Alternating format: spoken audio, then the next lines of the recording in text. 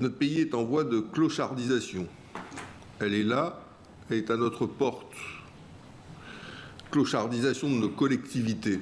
Des entreprises qui s'effondrent, des pertes fiscales sans précédent et une collectivité qui en vient à se demander comment les salaires seront payés dans les prochaines semaines. Sur les 70 000 salariés du secteur privé, 35 000 d'entre eux sont aujourd'hui susceptibles de perdre leur emploi. 13 000 l'ont déjà perdu. Et le reste est aujourd'hui en suspens. Pas de doute pour cet élu loyaliste, l'État est au premier rang des responsables. Hier, le Congrès de Nouvelle-Calédonie a donc adopté, à une large majorité, une résolution demandant un soutien massif de l'État, soit 500 milliards de francs, pour reconstruire le tissu économique. Mais le contexte a déjà commencé à faire fuir les forces vives. Alors j'ai fait, moi, effectivement, état de à peu près 200 personnes qui, ces 3 derniers mois, ont fait le pas de venir en Polynésie. Certains, la plupart, les 2/3, ce sont des Polynésiens qui étaient installés depuis, on va dire, au maximum 15 ans en Nouvelle-Calédonie, qui ont décidé de revenir.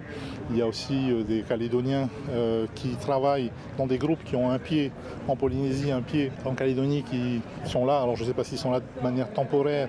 Et on a quelques entrepreneurs qui se sont manifestés, notamment auprès de la CCISM, qui envisagent de faire le pas.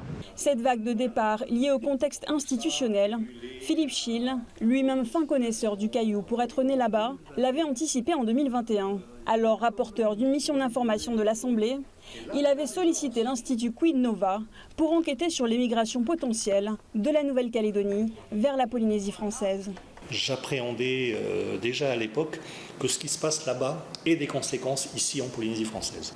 Ces 2 sondages ont révélé, notamment le deuxième, qu'en cas de trouble en Nouvelle-Calédonie, voire d'accession à l'indépendance, mais surtout en cas de trouble, il y aurait des départs importants de la Nouvelle-Calédonie. Alors pas forcément vers la Polynésie française, c'était davantage orienté vers l'Hexagone, mais une partie de ces départs pourrait venir ici en Polynésie française sur une période de 1 an à 3 ans à peu près.